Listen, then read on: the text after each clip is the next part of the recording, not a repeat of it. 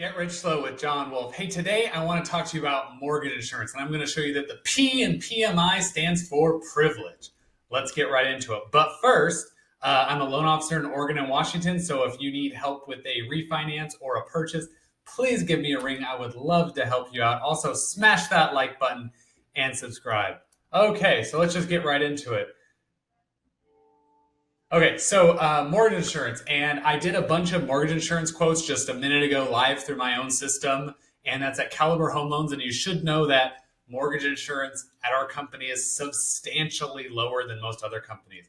I win basically every 3% down and 5% down conventional quote competition I get into just off of the mortgage insurance.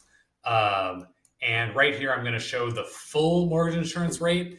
There are first-time home buyers that give lower possible mortgage insurance rates, but let's just get right into it. So I sort of kept the loan amount at $500,000-ish and just changed the down payment amount. So I was kind of moving the purchase price around.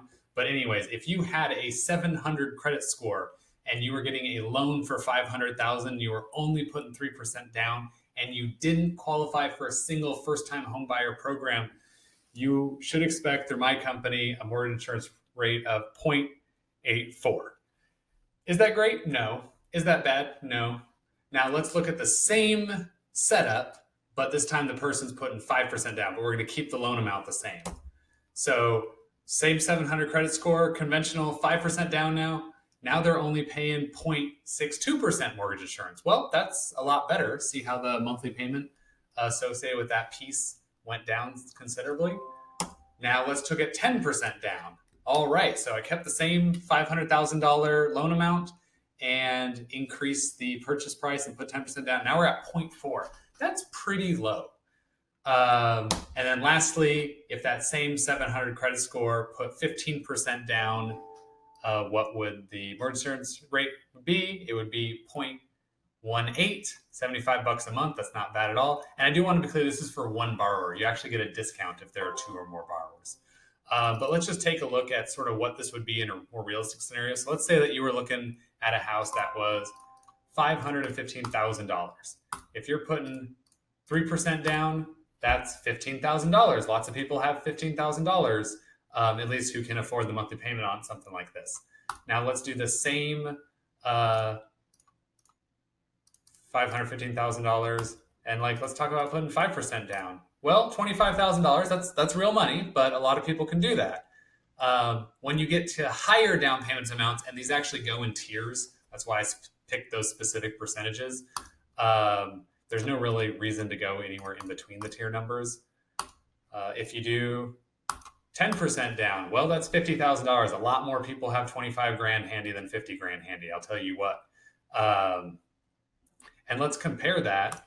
So for 25 grand, you could do $260 a month, but you need a full 50 grand to do $170 a month.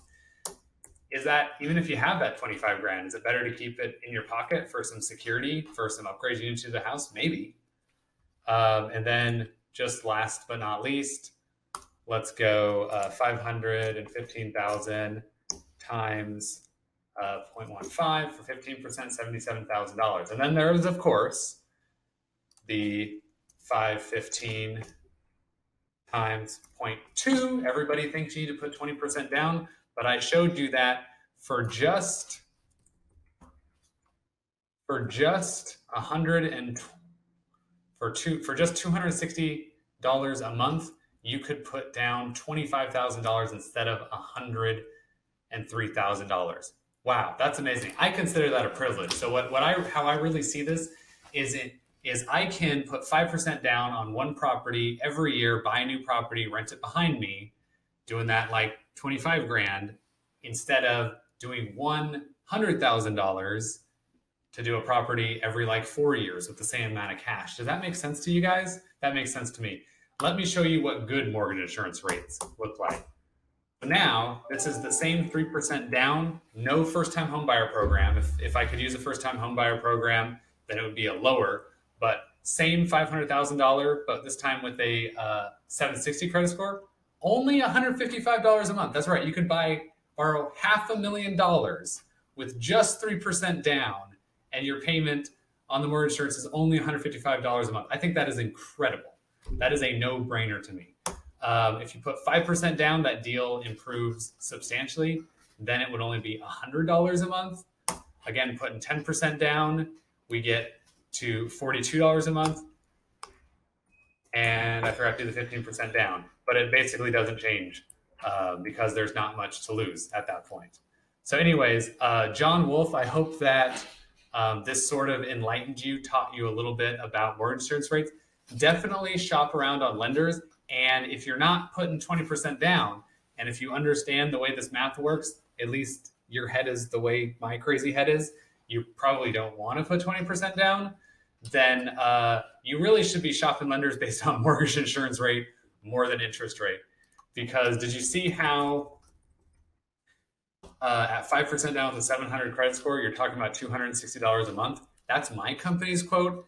Whenever I do a head-to-head comparison with another lender, our mortgage insurance quotes are usually about half of the people I'm competing against, which, looking at 400, 420 and my competitor are looking at 260 with me.